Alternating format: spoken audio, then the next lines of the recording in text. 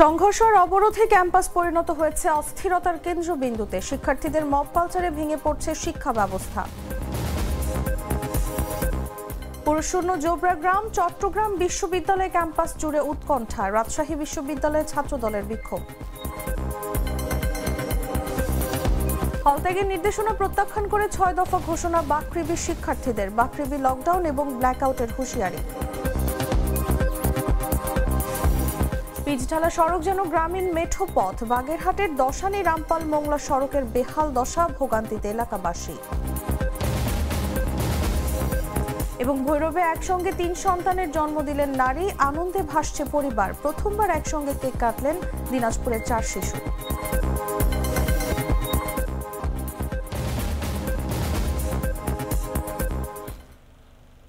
এতক্ষণ শুনছিলেন সংবাদ শিরোনাম। দর্শক, আমন্ত্রণ দেশ জুড়ে সংবাদে, সাথে আছি আমি তাসলিমা তিথি।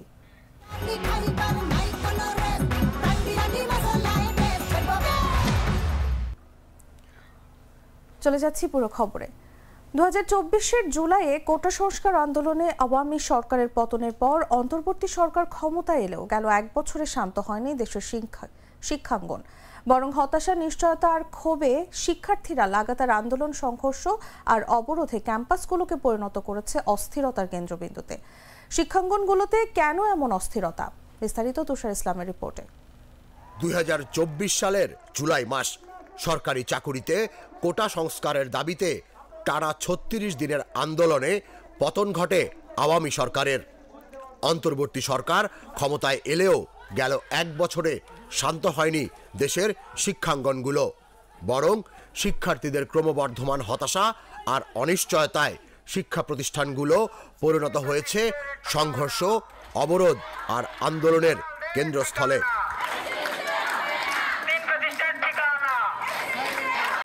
শিক্ষা মন্ত্রণালয়ের তথ্য অনুযায়ী 1 বছরে অধ্যক্ষ, প্রধান শিক্ষক সহ প্রায় 3,500 শিক্ষক শিক্ষার্থীদের হাতে লাঞ্ছিত হয়েছেন। মব করে সরিয়ে দেওয়া হয়েছে অন্তত 2,500 শিক্ষককে। এ সময় সরকারি বেসরকারি প্রতিষ্ঠান জুড়ে সংঘর্ষ হয়েছে 26 বার, বড় আন্দোলন 9টি আর খুনের ঘটনা অন্তত 3টি। শুধু ঢাকা কলেজ ও সিটি কলেজের শিক্ষার্থীরা সংঘর্ষে জড়িয়েছে অন্তত 15 বার। সবচেয়ে আলোচিত ঘটনা ঘটে 2024 সালের এইচএসসি পরীক্ষাকে ঘিরে। শিক্ষার্থীরা সচিবালয়ে প্রবেশ করে 6টি বিষয় স্থগিত করাতে বাধ্য করে এবং আদায় করে নেয় অটো পাস। এ ঘটনার রেশ এখনও কাটেনি।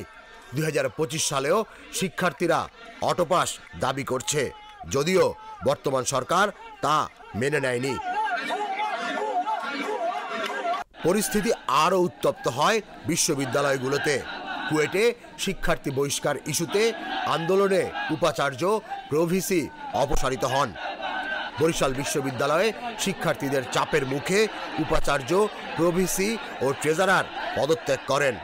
আর সম্প্রতি চট্টগ্রাম বিশ্ববিদ্যালয়ের শিক্ষার্থীরা স্থানীয়দের সঙ্গে ভয়াবহ সংঘর্ষে জড়ান। এ সময় আহত হন প্রায় 180 জন। সেখানে 144 ধারা জারি করা হয়।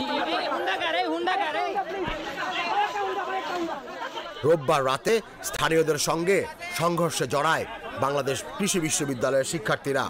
এর আগে কম্বাইন্ড বা সমন্বিত ডিগ্রির দাবি পূরণ না হওয়ায় বাকৃবি উপাচার্য সহ 2 শতাধিক শিক্ষককে অবরুদ্ধ করে রাখা হয়। সেই সঙ্গে রাজশাহী, ময়মনসিংহ, বরিশাল, বুয়েট ও ঢাকা সহ অন্তত 6টি বিশ্ববিদ্যালয় অস্থির হয়ে উঠেছে। প্রতিষ্ঠান ভিত্তিক দাবির পাশাপাশি শিক্ষক কর্মচারীরাও নেমেছেন রাস্তায়। এমপিও ভুক্তি, বেতন ভাতা সমন্বয়, জাতীয়করণ আর বদলি নীতিমালা বাস্তবায়নের দাবিতে টানা কর্মসূচি চলছে। কেবল এমপিওভুক্ত শিক্ষকরাই 1 বছরে একাধিকবার অবস্থান কর্মসূচি করেছেন। প্রাথমিক সহকারী শিক্ষক সংগঠন ইতোমধ্যে আলটিমেটাম দিয়েছে, দাবি না মানলে তারা আমরণ অনশনে যাবেন। শিক্ষাবিদদের মতে অস্থিরতার মূল কারণ হলো রাজনৈতিক পরিবর্তনের পরেও শিক্ষার্থীদের জন্য কোনো সুস্পষ্ট রোডম্যাপ না থাকা। শিক্ষার্থীরা ভেবেছিল পরিবর্তনের সূচনা হবে শিক্ষা খাত থেকে, কিন্তু দিক নির্দেশনার অভাবে তারা হতাশ হয়ে পড়ছে। এখন প্রশ্ন হলো, দেশের শিক্ষাঙ্গন কি স্থিতিশীলতার পথে ফিরবে, নাকি এই অস্থিরতা আরও দীর্ঘায়িত হবে? তুষার ইসলাম, জাগো নিউজ। স্থানীয় গ্রামবাসীর সঙ্গে সংঘর্ষের পর সোমবারও চট্টগ্রাম বিশ্ববিদ্যালয়ের ক্লাস পরীক্ষা বন্ধ রয়েছে। ক্যাম্পাস জুড়ে শুনশান নীরবতা বিরাজ করছে, তবে প্রশাসনিক ভবনে বিশ্ববিদ্যালয়ের নিয়োগ পরীক্ষা থেকে শুরু করে দাপ্তরিক কাজ চলছে। এদিকে পুরুষশূন্য অবস্থায় আছে গোটা জোবরা গ্রাম। ক্যাম্পাস জুড়ে টহলে রয়েছে যৌথ বাহিনীর সদস্যরা।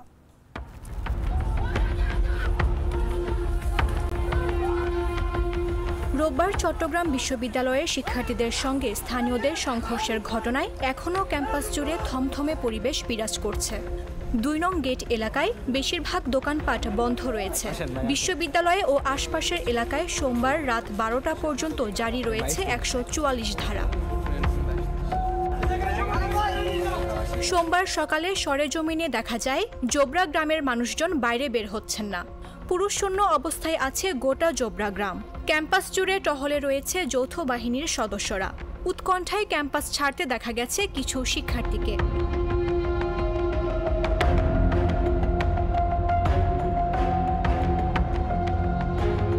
সীমিত আকারে খোলা রয়েছে নিত্য প্রয়োজনীয় দোকানপাট। এলাকাবাসী ও শিক্ষার্থীরা বলছেন, এ ঘটনার সুষ্ঠু তদন্ত করে পরিবেশ নিয়ন্ত্রণে আনতে হবে। শিক্ষার্থী ও স্থানীয়দের দূরত্ব কমিয়ে নিরাপদ করতে হবে ক্যাম্পাস। আবাসন সংকটের কারণে এলাকার বিভিন্ন আবাসিক ভবনে ভাড়া থাকতে হয় শিক্ষার্থীদের। তাই আবাসন নিশ্চিতের দাবি করেছেন তারা। প্রশাসন এখনো আইনের আওতায় আনতে পারেনি। এই চট্টগ্রাম হাটহাজারীর পুলিশ এখনো গ্রেপ্তার করতে পারেনি যে হানিফ কংগ্রেসকে এখানে এসে এই হামলা চালিয়েছে। এর দায়ভার হাটহাজারী থানা চট্টগ্রাম বিশ্ববিদ্যালয় প্রশাসনকে নিতে হবে, কারণ তারা অতীতের সংঘর্ষের ঘটনায় রোববার রাতে ২১ সদস্যের তদন্ত কমিটি গঠন করেছে বিশ্ববিদ্যালয় প্রশাসন।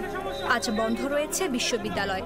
এছাড়া ক্যাম্পাসে টহল দিচ্ছে সেনাবাহিনী, বিজিবি ও র্যাবের সমন্বয়ে যৌথ বাহিনী।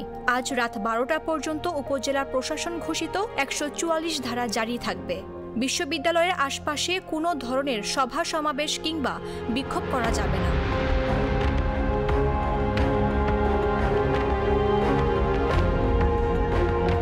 এর আগে শনিবার রাতে চট্টগ্রাম বিশ্ববিদ্যালয়ের ২ নম্বর গেটে ভাড়া বাসায় প্রবেশের সময় দারোয়ানের সঙ্গে বাকবিতণ্ডায় এক পর্যায়ে মারধরের শিকার হন নারী শিক্ষার্থী। খবর পেয়ে অন্য শিক্ষার্থীরা ছুটে গেলে গ্রামবাসীর সঙ্গে মধ্যরাতে দফায় দফায় সংঘর্ষ হয়। এর জেরে রোববার সারাদিন দফায় দফায় স্থানীয় ও চবি শিক্ষার্থীদের মধ্যে সংঘর্ষ হয়। চলে ধাওয়া পাল্টা ধাওয়া। এতে আহত হন প্রভিসি, প্রক্টর, গণমাধ্যম কর্মী সহ অন্তত ২ শতাধিক শিক্ষার্থী। ঘটনা তদন্তে রোববার রাতে ২১ সদস্যের কমিটি গঠন করেছে বিশ্ববিদ্যালয়ের প্রশাসন। উল্লেখ্য, চট্টগ্রাম বিশ্ববিদ্যালয়ের পার্শ্ববর্তী জোবরা গ্রাম। এ গ্রামের লোকজন বিশ্ববিদ্যালয় এলাকায় সিএনজি, অটোরিকশা ও ব্যাটারি চালিত রিকশা চালিয়ে জীবিকা নির্বাহ করেন। তাদের কারো কারো দোকানপাটও আছে বিশ্ববিদ্যালয় আঙ্গিনায়। বড় একটি অংশ চাকরিও করেন বিশ্ববিদ্যালয়ে। বাংলাদেশ কৃষি বিশ্ববিদ্যালয় বন্ধ ঘোষণা এবং হল ত্যাগের নির্দেশনা প্রত্যাখ্যান করে এবার ৬ দফা দাবি উত্থাপন করেছেন শিক্ষার্থীরা। সোমবার বেলা ১১টায় বিশ্ববিদ্যালয়ের আমতলায় সংবাদ সম্মেলন করে ৬ দফা দাবি তুলে ধরা হয়। আন্দোলনরত শিক্ষার্থীদের পক্ষ থেকে পশুপালন অনুষদের ৩য় বর্ষের শিক্ষার্থী আহসানুল হক হিমেল সংবাদ সম্মেলনে এসব দাবি জানান। তিনি বলেন, এই ৬ দফার দাবি দ্রুত মেনে না নিলে পুরো বাকৃবি লকডাউন এবং ব্ল্যাকআউট করে দেওয়া হবে। তারা নিরাপত্তাহীনতায় ভুগছেন উল্লেখ করে দাবি আদায় না হওয়া পর্যন্ত রাজপথ না ছাড়ার হুঁশিয়ারি দেন। এর আগে সকালে বিভিন্ন হল থেকে শিক্ষার্থীরা লাঠি সোঁটা হাতে মিছিল নিয়ে বিশ্ববিদ্যালয়ের কেআর মার্কেটের আশপাশে জড়ো হন।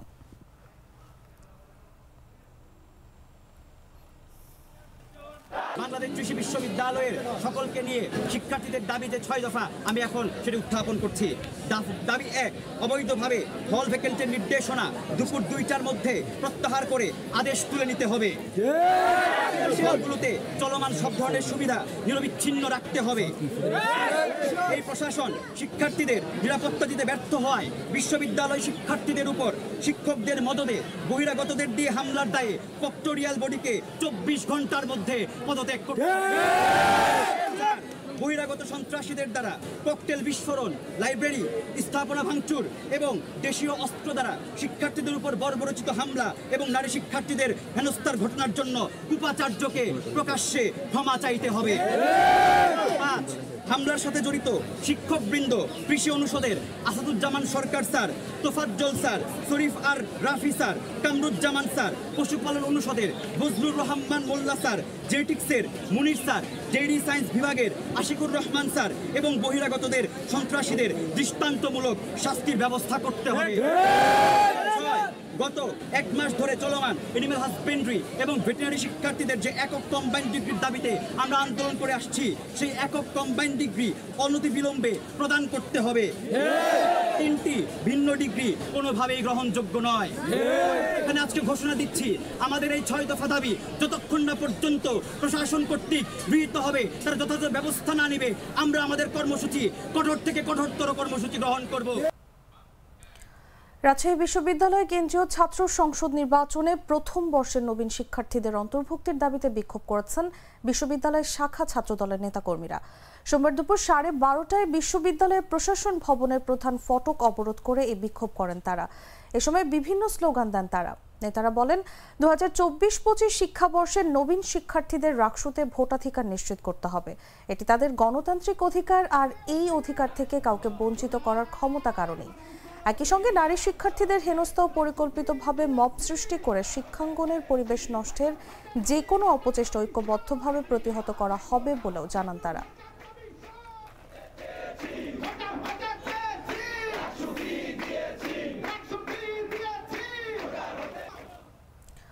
বাগেরহাটের দশানী রামপাল মোংলা আঞ্চলিক মহাসড়কে দীর্ঘদিন বন্ধ নির্মাণ কাজ। এতেই দুর্ভোগে পড়েছেন পথচারী ও যানবাহন ব্যবহারকারীরা। প্রায়ই ঘটছে দুর্ঘটনা। সড়ক সংস্কারের দাবিতে দফায় দফায় মানববন্ধন, দপ্তরে দপ্তরে আবেদন করেও কোনো প্রতিকার না পেয়ে ক্ষুব্ধ এলাকাবাসী। এদিকে প্রশাসন বলছে, ঠিকাদারের সঙ্গে চুক্তি বাতিল করে দরপত্র আহ্বানের মাধ্যমে শীঘ্রই সড়ক সংস্কার এবং প্রশস্তকরণের কাজ করা হবে। সুস্থ মানুষ এই রাস্তায় অসুস্থ হয়ে যাবে। বাগেরহাট জেলার মধ্যে এর চেয়ে খারাপ রাস্তা কোথাও আছে বলে আমাদের চোখে পড়ে। মানে এইটারে রোগী বানানো সড়ক বলা যায়। দিন যত যাচ্ছে রাস্তা আরো খারাপ হচ্ছে।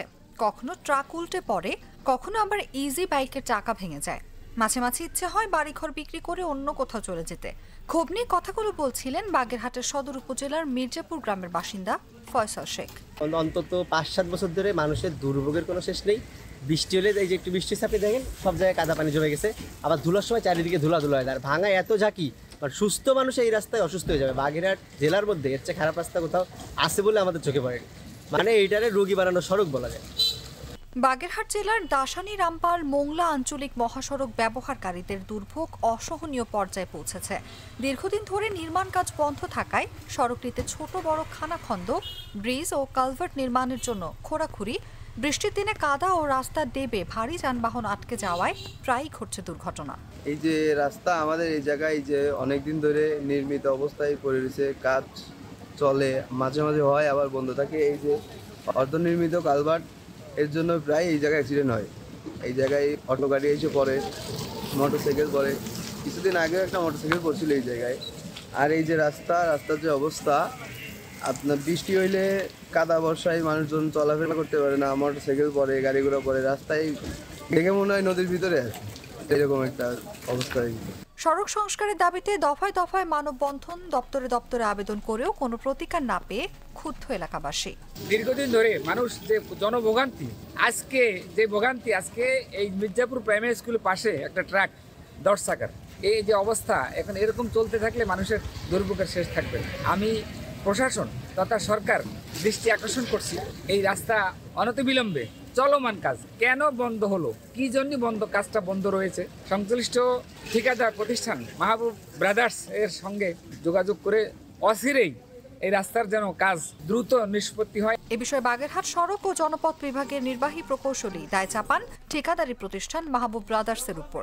জানান, ঠিকাদারের সঙ্গে চুক্তি বাতিল করে দরপত্র আহ্বানের মাধ্যমে শিগগিরই সড়ক সংস্কার ও প্রশস্তকরণের কাজ করা হবে। দ্রুত এলাকাবাসীর ভোগান্তি কমবে বলে আশা ব্যক্ত করেন এই কর্মকর্তা। মাদারীপুর চর মুগরিয়ার ইকো পার্কের কাজের মেয়াদ শেষ হলেও এখনও শেষ হয়নি নির্মাণ কাজ। প্রায় 10 মাস ধরে ইকো পার্ক নির্মাণের কাজটি বন্ধ আছে।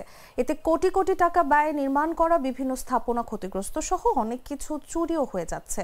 ইকো পার্ক নির্মাণের জন্য ক্ষতিগ্রস্ত পরিবারগুলো ক্ষতিপূরণ না পাওয়ায় তাদের চাপের মুখে কাজ বন্ধ আছে। এদিকে দ্রুত এই ব্যাপারটি সমাধান হলেই আবার কাজ শুরু করা সম্ভব হবে বলে জানিয়েছেন মাদারীপুর বন কর্মকর্তা। মাদারীপুর থেকে আয়েশা সিদ্দিকা আকাশের পাঠানো তথ্যচিত্র দিয়ে বিস্তারিত জাগো ডেস্ক রিপোর্টে।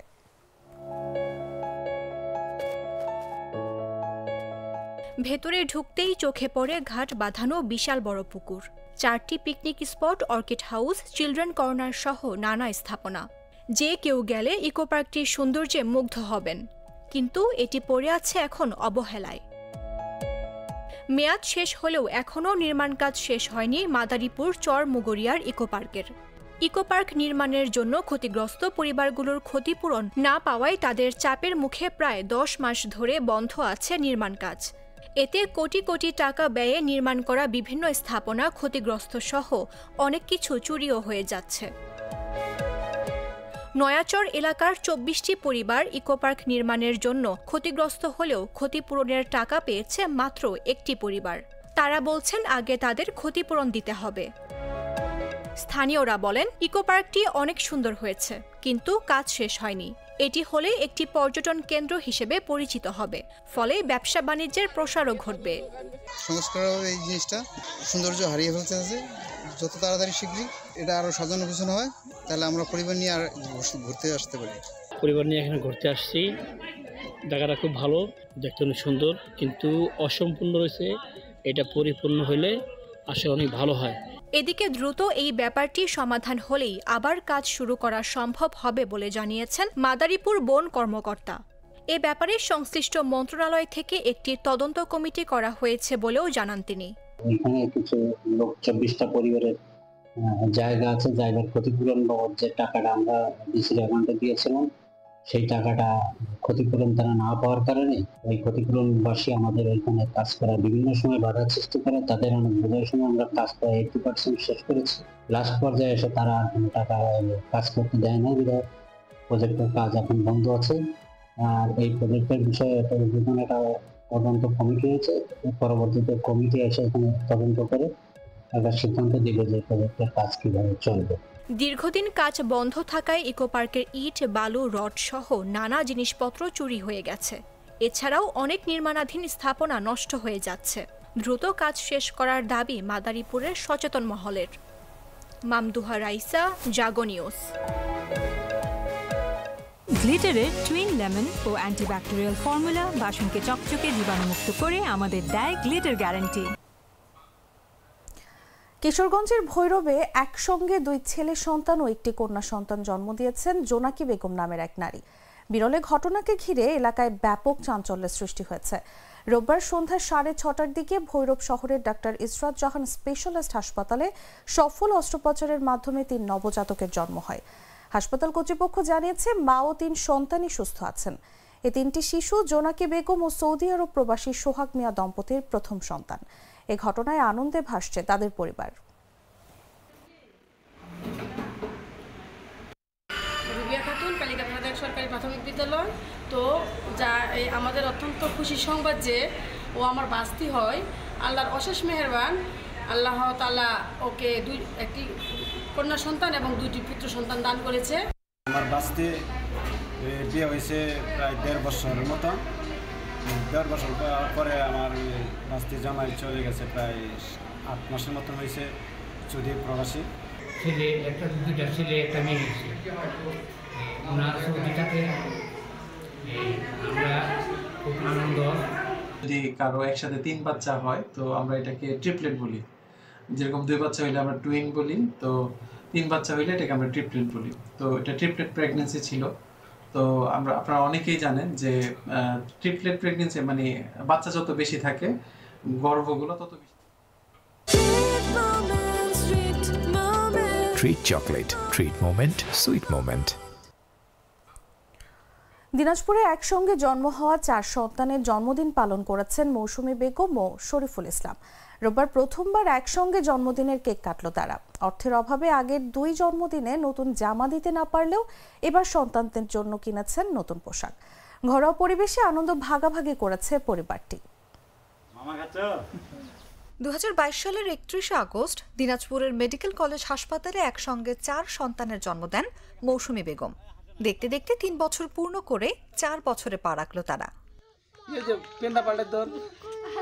রোববার প্রথমবার একসঙ্গে জন্মদিনের কেক কেটেছে শরীফুল ইসলাম ও মৌসুমী বেগম দম্পতির 4 সন্তান।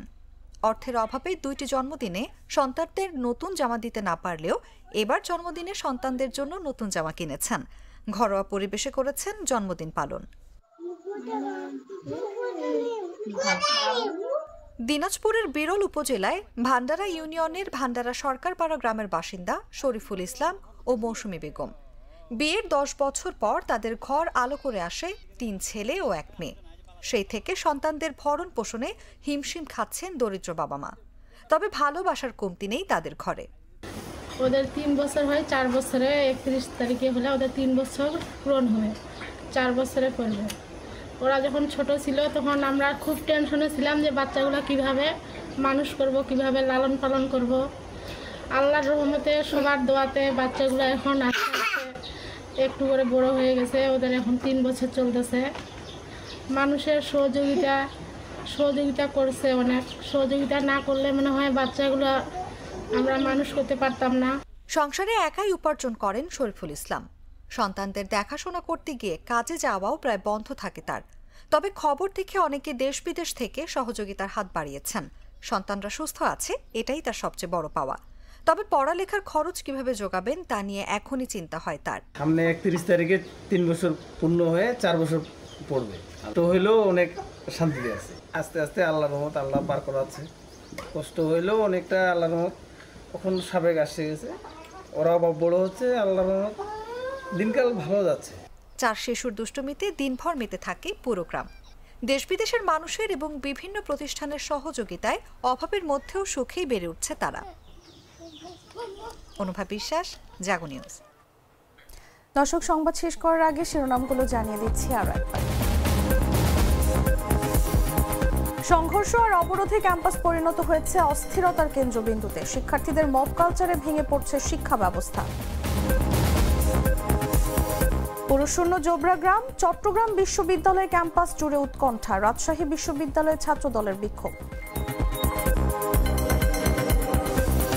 হল ত্যাগের নির্দেশনা প্রত্যাখ্যান করে 6 দফা ঘোষণা বাকৃবি শিক্ষার্থীদের। বাকৃবি লকডাউন এবং ব্ল্যাক আউটের হুঁশিয়ারি। পিচঢালা সড়ক যেন গ্রামীণ মেঠো পথ। বাগেরহাটের দশানী রামপাল মংলা সড়কের বেহাল দশা, ভোগান্তিতে এলাকাবাসী। এবং ভৈরবে একসঙ্গে 3 সন্তানের জন্ম দিলেন নারী, আনন্দে ভাসছে পরিবার। প্রথমবার একসঙ্গে কেক কাটলেন দিনাজপুরের 4 শিশু।